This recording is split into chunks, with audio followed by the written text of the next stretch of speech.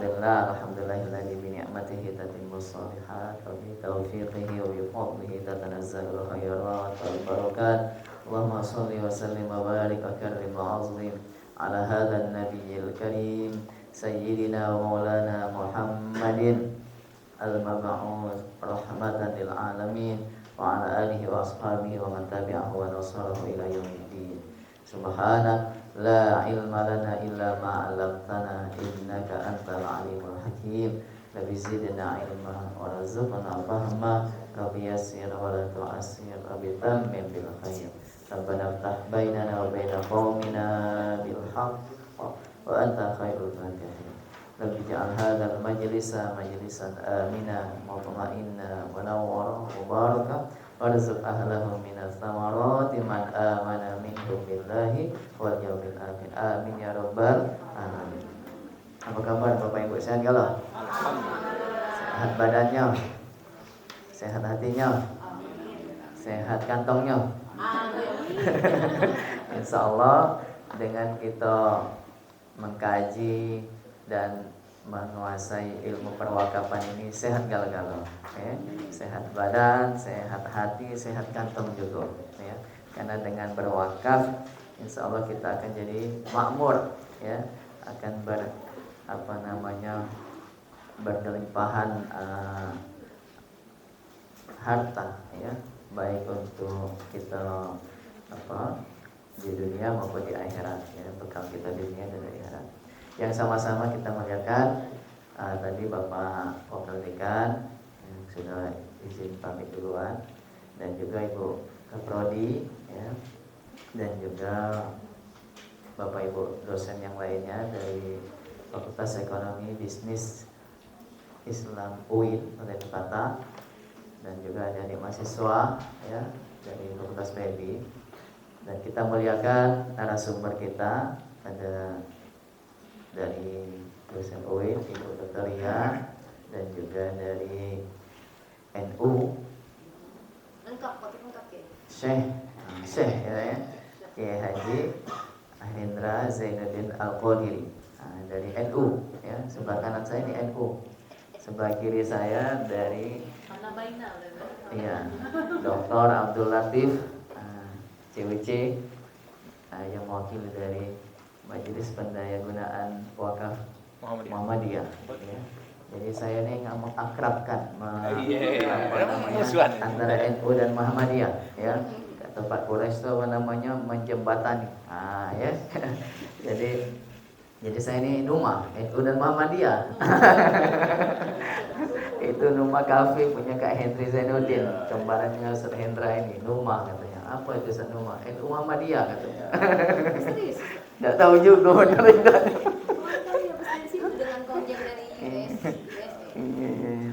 Nah, jadi saya diminta duluan, ya.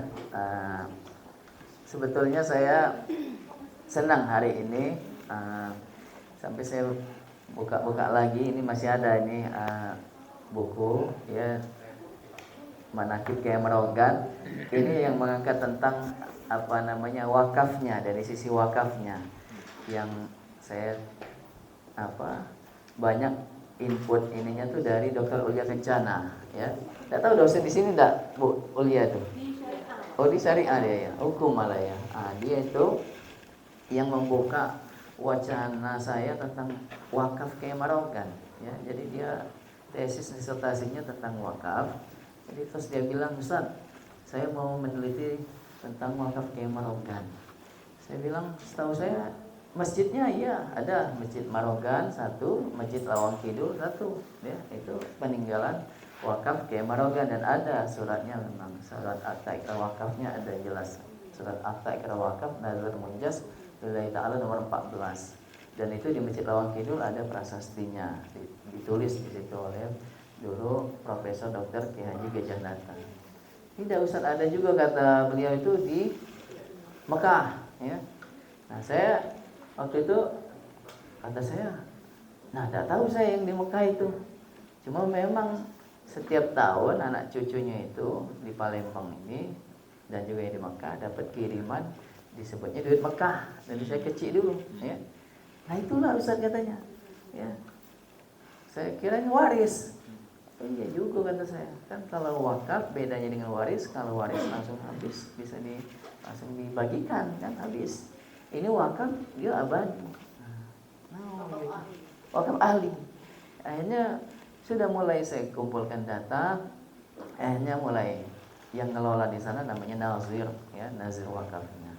Dan alhamdulillah 2016 saya berangkat haji, diajak sama nazirnya itu keliling ke tower-towernya peninggalan Kiai Marogan, ada 6 tower di Azizia, Sisa Azizia. Jadi kalau orang Arafah Mina haji itu memang tinggal di situ, ya. Istilahnya tuh kalau pas mau Arafah Mina wukuf sama ngelotar jumroh sama wukuf mabit di Mina itu tinggalnya daerah Sisa Azizia. Nah itu ada malah disewa oleh Indonesia waktu ada bendera Indonesia. Masya Allah kata saya, ini kelebihan dari wakaf, ya. Nah jadi memang dulu wakaf wasiat sebetulnya. Ya, kalau masjidnya Masjid Marogan, Masjid Lawang Kidul itu tahun 1871 dia bangun Masjid Marogan Kertapati. 10 tahun berikutnya 1881 bangun Masjid Lawang Kidul. Sudah selesai keduanya 1893 Kiai Marogan datang menghadap kepada Rot penghulu agama. Dia catatkan akta itu karena wakaf Nazar Munjas Lillahi Ta'ala nomor 14. Dia wakafkan 2 buah masjidnya berikut isi-isinya, kandil, stolok, gerobak, itu lengkap, ada dokumennya, ya. Nah, itu 1893. 2 tahun berikutnya 1895 saya lihat dokumen itu, ya. Itu dia wasiatkan 3 gedung, istilahnya itu di dekat Masjidil Haram, daerah Syamiyah dulu. Nah, perluasan Masjidil Haram itulah kena dampak, akhirnya tukar guling karena statusnya di Mahkamah Syariah itu adalah wakaf, maka kemudian dibelikan lagi tanah di daerah Azizia, Sisa Azizia. Ya, jadi masih sampai sekarang masih eksis, ya. Nah itu memang karena wakafnya statusnya wakaf ahli, ya. Tapi wakaf mustarok sebetulnya, ya. Jadi mauquf alainya itu dia sebutkan itu ada 8 poin, ya. Jadi pertama anak cucuku yang laki-laki, kalau sudah meninggal anak cucuku yang laki-laki maka turun ke fakir miskin di Baladil Haram, kemudian penuntut ilmu mazhab Syafi'i, pengamal tarekat Qadiriyah. Nah, Ustaz Hendra yang di Qadiriyah, ya kan? Nah, bakal dapat juga Ustaz jatah sana. Nah, itu ada disebutkan itu lengkap, ya, mauquf alaihnya itu yang merupakan itu, Masya Allah, ya. Jadi itulah apa namanya yang mengikat hubungan zuriat. Nah, mereka punya 2 putra, satu Abu Mansur, satu Utsman. Yang Abu Mansur anak cucunya banyak di Mekah dan jadi warga negara Saudi Arabia, ya. Dan ada kurang lebih 16. Ya, 13 putra Abu Mansur itu pulang ke Palembang, ada 3. Nah, itu ialah kakek saya, yaitu bapaknya ibu saya, namanya Kiai Haji Husin Abu Mansur, tinggalnya di samping Masjid Lawang Kidul. Ya, dia 20 tahun di Mekah, kemudian setelah pulang dari belajar di Darul Ulum Ad-Diniyah sama Syekh Yasin Al-Fadani, dia kembali ke Palembang ngajar di Palembang. Dan kiai-kiai Habib Umar, Sahab yang senior-senior di Palembang ini sampai sekarang mereka dulunya kalau saya silaturahim itu saya bilang cucu Buya Husin. Nah, itu itu guru saya, dia bilang gitu. Kiai Syafi'i Yunus, kiai-kiai yang sepuh masih hidup di sini. Nah, tapi itu cucu Kiai Marogan, bukan Kiai Marogannya. Kalau Kiai Marogannya sendiri itu sezaman dengan Syekh Nawawi Al-Bantani, ya. Nah, jadi apa namanya 1811 1901, ya. Itu sezaman dengan Syekh Nawawi Al-Bantani. Gurunya dari istilahnya tuh Mbah Hashim Asy'ari, ya. Syekhuna Khalil Bangkalan, kemudian Syekhuna Khalil Bangkalan gurunya dari Mbah Hashim Asy'ari, ya. Nah, itu tapi di bukunya karyanya Syekh Nawawi Al-Bantani ada waktu itu ada cucunya datang kayak Zulfa Mustafa Ustaz Hendra, ya. Itu wakil ketua umum PBNU datang ke pesantren Ustaz Hendra acara NU. Itu saya kasih buku karya Syekh Nawawi Al-Bantani, Misbahuz Zalam fi Syarhil Hikam, karya Syekh Nawawi Al-Bantani. Nah, ditulis di situ syuyukhuhu, guru-gurunya itu Syekh Nawawi itu ada nama Syekh Mahmud Kanang Al-Falimbani. Itulah bapaknya dari Abdul Hamid bin Mahmud Kiai Marogan itu. Ya, jadi oh ini saya kata Kiai Zulfa itu, saya cari nih siapa saya Mahmud Kinan apa Kanan. Nah saya bilang itu Kanang, Cek Kanang, kalau Palembang itu nyebutnya Cek Kanang ya. Nah itu apa namanya tentang Kiai Marogan ya. Nah, alhamdulillah saya belajar wakaf jadi dari Dr. Ulia itu ya kan. Nah saya memang 3 tahun pernah ngabdi di Darul Quran Ustaz Yusuf Mansur, tapi saya tahunya sedekah ya. Pas saya ini, oh bedanya sedekah dengan wakaf itu sedekah jariyah ya. Kalau wakaf itu sedekatin jariyatin. Nah, itu sepakati sebagai wakaf. Sedekah yang terus mengalir. Nah, kalau orang ngasih air mineral ini ibaratnya itu sedekah ya kan. Pagi ini minum, nanti sore haus lagi ya kan, harus dikasih lagi. Nah, tapi kalau yang wakaf karena dia sedekah mengalir terus, manfaatnya itulah ngasih sumur, ngasihnya mesin air ya kan. Nah, itu bapaknya sedekah. Jadi istilahnya wakaf itu bapaknya sedekah ya. Nah, itu saya istilahnya tuh tadinya fokusnya di rumah tafis ya, kayaknya tidak ngerti gitu soal wakaf ini.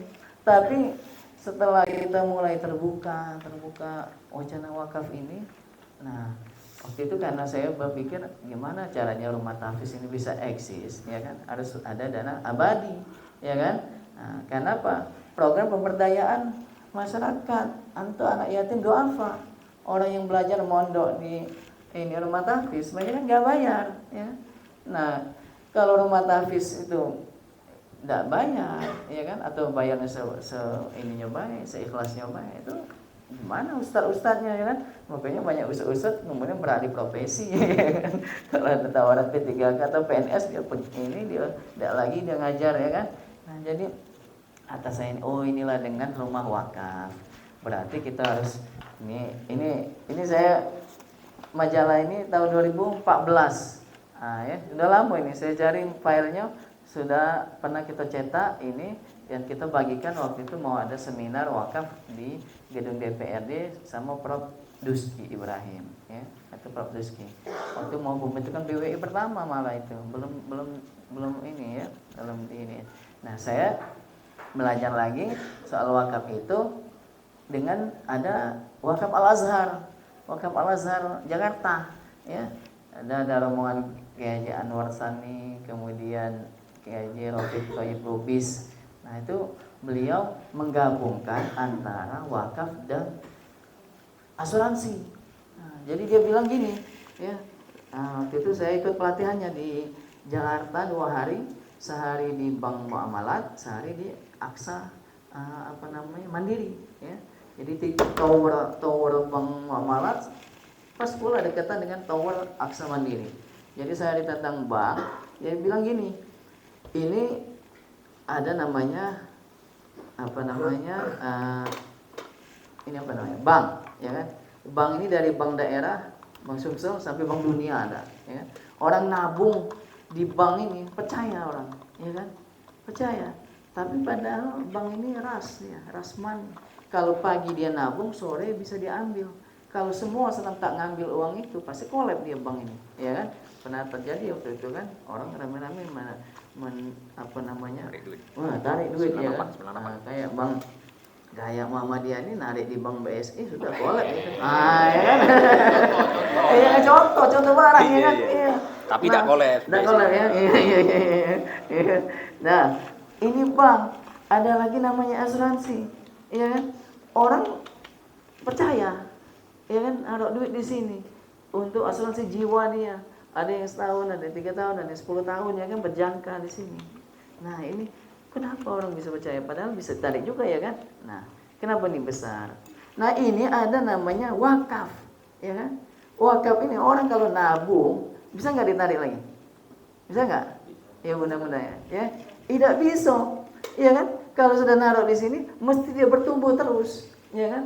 Nah, kata saya, oh iya benar juga itu. Kayak tahu di Mekah itu tadinya 3 gedung kedai kopi, ya. Tapi karena statusnya wakaf, dia tukar guling, NJOP-nya tinggi, tanah di samping Masjidil Haram, kemudian dibangunkan lagi jadi 6 tower. Dan itu hasilnya nanti separuh untuk anak cucunya, separuh lagi dibelikan lagi aset yang baru. Dia bisa bertumbuh terus. Nah ini kenapa nih? Tapi orang nggak percaya nabung di sini ya kan? Ya kan? Orang percayanya di bank, di ini. Oh kata saya, ini karena apa? Kalau yang nawarkan wakaf, ya nazirnya tadi, dia mungkin pakainya kumal, ya kan?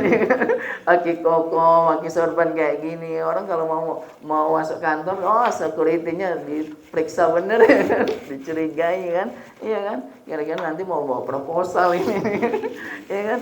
Nah, terus juga nggak dapet ini ujrohnya, ya kan? Ujrohnya cuma 10% lagi, ya kan? Kalau bank, kemarin saya diajak makan siang sama kepala bank Sumsel Syariah, ya kan? Nah, oh enak kata saya, naik mobil apa namanya bagus, kemudian juga apa namanya kantornya bagus, kemudian ya apa namanya banyak servisnya lah, ya kan? Ini kepala bank ini, ya kan? Apalagi kalau asuransi Pak, asuransi ini besar ya ininya, ya marketing fee-nya ujrohnya besar ya, bisa sampai 50%. Orang kalau asuransi, karena banyak donatur saya juga orang-orang asuransi. Kata saya kerjanya nyantai, dia apa namanya komisinya besar.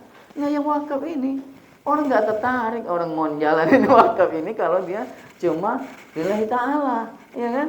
Masjid-masjid panitia pembangunan, ya nggak jalan dia. Ya. Nah tapi saya tanya sama Keropik, ya kan? Karena dia mengajukan judicial review kata dia di MK terkait ujroh ini. Jangan 10%. Karena di hadis Nabi itu kan ma'ruf, secara ma'ruf, ya kan? Ma'ruf itu secara yang bil misil, ujroh bil misil. Mestinya sama dong dengan istilahnya tuh kalau dia ada kepala apa namanya gaji dengan orang pimpinan, ya misalnya nazir pesantren, ya kan, ngelola pesantren, ya kan, ya masa pakainya apa namanya rumahnya harus ini, harus sederhana, terus juga mobilnya harus ini, istilahnya tuh yang mobil biasa-biasa, sedangkan yang orang bank tadi dia ngelola harta apa difasilitasi dengan besar. Nah jadi saya ini apa namanya tertarik inian wakaf ini, kemudian gimana secara rumah tahfiz bisa eksis. Jadi konsepnya bangun kota itu ada RW ada RT. RT itu rumah tahfiz di tiap kelurahan, boleh banyak ya RT, dan ini setiap satu desa kan program gubernur itu satu desa satu rumah tahfiz, dan ada ribuan ya di Palembang ini tiap kelurahan pun sudah ada rumah tahfiz tadi ya. Jadi Jakabaring ini banyak ini rumah-rumah tahfiz di OP, di apa namanya yang binaan-binaan kita juga. Jadi ini bisa terus dia berkembang. Nah, tapi setiap kecamatan paling enggak ada satu RW namanya rumah wakaf. Rumah wakaf produktif, mesin uangnya ya. Nah, ini pernah saya bikinkan majalah ini waktu itu saya lagi fundraising untuk bangun apa namanya Wisma atau bedeng di Silabranti. Masih ada sampai sekarang itu ya. Itu kita bangun setahun dari 10 Muharram ke 10 Muharram berikutnya. Itu dapat 15 kamar 2 lantai ya. Jadi waktu itu ngajakin donatur jamaah ibu-ibu itu memang agak berat ya. Kita bilang, "Ayo ibu-ibu kita wakaf ya, wakaf berjamaah bangun bedeng kontrakan, kos-kosan untuk mahasiswa." Supaya disewa mahasiswa, hasilnya untuk rumah tahfiz. Ustadz, kok nggak bangun rumah tahfiz? Udah banyak kata rumah tahfiz. Rumah tahfiz udah biarin aja masyarakat yang bangun, siapa aja yang ini. Tapi mesin uangnya ini yang nggak ada. Ngarepin dari pemerintah, nggak sanggup pemerintah untuk mengcover semua rumah tahfiz. Ya. Nah itulah, tapi alhamdulillah ada yang percaya istilahnya. Terus kita bikin pakai voucher, kita bikin pakai apa namanya, ya ada yang 10.000, ada yang 50.000, ada yang 100.000. Alhamdulillah sampai terbangun tuh. Nah, alhamdulillah juga yang ini yang di Talang Betutu itu pesantren Kiai Merogan. Tapi memang ini Ustaz Hendra ini apa ya, banyak support saya ya. Jadi apa namanya, beliau ini karena sudah mungkin makomnya sudah jauh ya kan. Jadi dia nggak main lagi yang rendahan, yang recehan.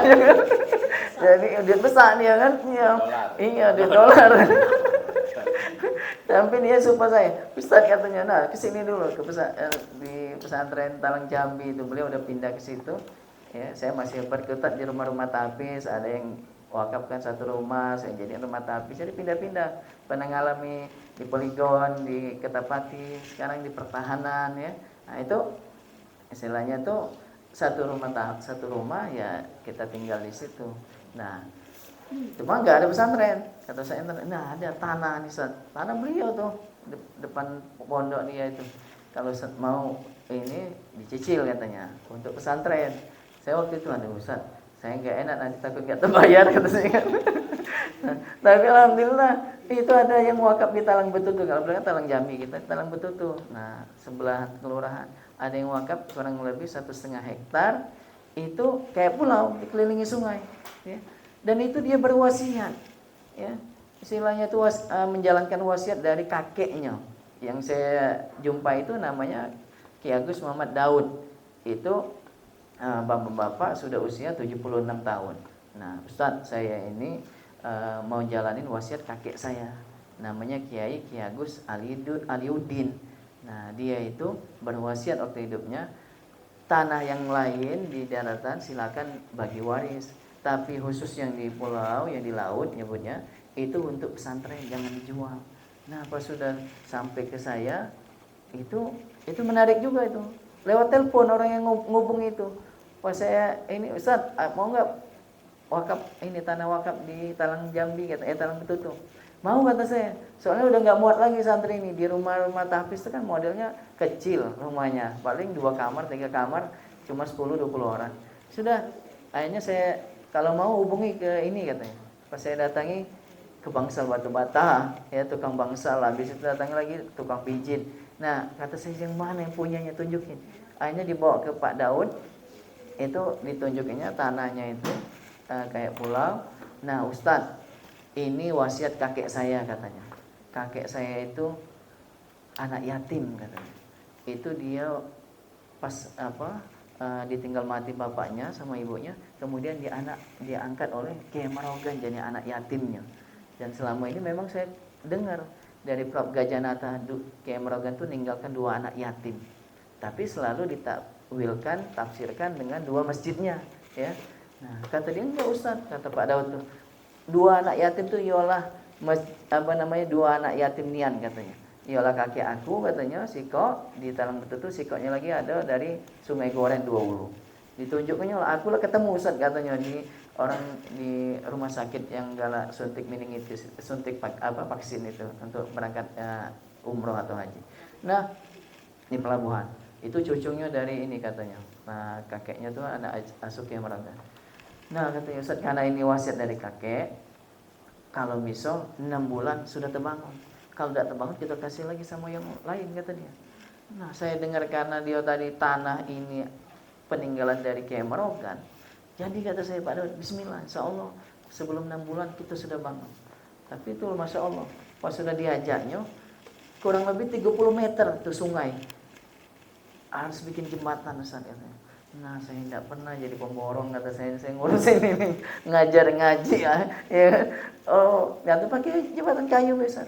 Ini bikin jembatan kayu ya. Nah sudah itu alhamdulillah sekarang sudah dibangun oleh Pak Gubernur, bangunnya jembatan permanen karena beliau lewat situ 2 kali. Nah Ustaz kita ngelewatin jembatan Siratal Mustaqim ini ya. Iya karena apa, kalau dia pasang dia naik, kalau dia surut dia ngelendot. Saya bikin rakit ya kan. Iya. Nah itu pas awal-awal agak ini juga sulit kita pembangunan kan. Kata dia minta apa Ustaz? Jembatan ini loh Pak, saya tidak bisa kalau nak bikin dewek kata saya kan. Apalagi ini kaget roboh kata saya. Nah, Bapak baik kerahkan ini anak buahnya. Akhirnya PUPR bangun situ. Nah jadi inilah saya ngalami ya manfaat wakaf. Ya. Jadi dengan wakaf juga, alhamdulillah saya masih terjalin ini hubungan dengan cucu Kiai Marogan yang ada di Mekah. Ya. Sampai ini buku ini sudah saya terjemahkan ke bahasa Arab. Ya. Tapi bukan saya yang terjemahinnya, ada orang yang ini alumni dari Libya ya kan. Bukan AI kan? Oh, bukan. Kalau sekarang enak memang. Kalau nak komunikasi dengan mereka pakai AI baik, ya kan? AI terjemah ke bahasa Arab, terjemahkan lengkap. Dulu saya tidak terjemahkan sama orang alumni Libya, ya. sudah tuh saya lagi umroh, saya bagikan sama saya kenal satu keluarga, bagikan nih kalau kumpul acara keluarga, bagikan nyambung.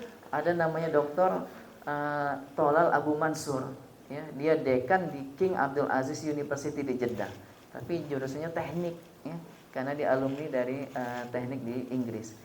Teleponnya saya, ya Fauzan, anak khulukum katanya, anak astaghfiru min kitabikum ini, dah. Saya mau datang katanya ke Palembang. Akhirnya datang nih, ya. Datang dia ke Palembang. Karena apa? Wasilah soal wakafnya itulah, ya. Karena kata dia, saya ini sepupu ibu kamu katanya. Nah, ya, mungkin itu saja ya. Jadi kita kembangkan ini soal wakaf ini, ya. Nah, sekarang karena ini sekalian promosi lah. Nanti ada pelatihan sertifikasi nazir wakaf, ya. Nah, yang belum ikut, tinggal tanggal 1, tanggal 2 Desember, ya, online, kemudian tanggal 7 Desembernya offline di pesantren Kiai Merogan. Nah, saya karena saya lihat harus ada izin lembaga wakaf itu kan, di Badan Wakaf Indonesia Pusat. Kemudian saya datang ke BWI di sini, sempat ketemu sama Pak Dr. Alfan Jamil itu, Masya Allah ya.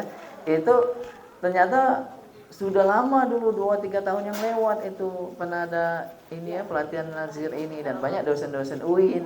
Nah, makanya kata saya, ini kayaknya harus diramaikan lagi ini, ya kan, supaya apa? Makin banyak nazir, semakin berkembang ini kita mau menuju kota wakaf tadi, ya kan. Nah, dan saya yakin Palembang ini, ya, karena saya jalanin, ya kan, orang asli Palembang dia pengen berwakaf. Kalau jual tanah mesti ada sebagian diwakafkan sama dia, ya kan? Cuma dia tuh wakafnya masjid, ya kan? 3M tadi, masjid, madrasah, makam. Belum dia namanya wakaf tower, wakaf dana abadi, ini istilahnya tuh untuk inian pendidikan segala macam, ya. Nah, jadi kita kembangkan itu. Dan saya kenapa saya ingin Kiai Merogan, supaya apa?